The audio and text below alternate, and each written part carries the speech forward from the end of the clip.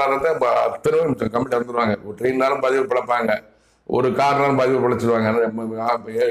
ஆகாய மரணம்னா அத்தனை பேர் மரணம் அடைந்து போகிறார்கள். எல்லாமே உலகத்தின் அதிபதியாக சாத்தானின் செயல்.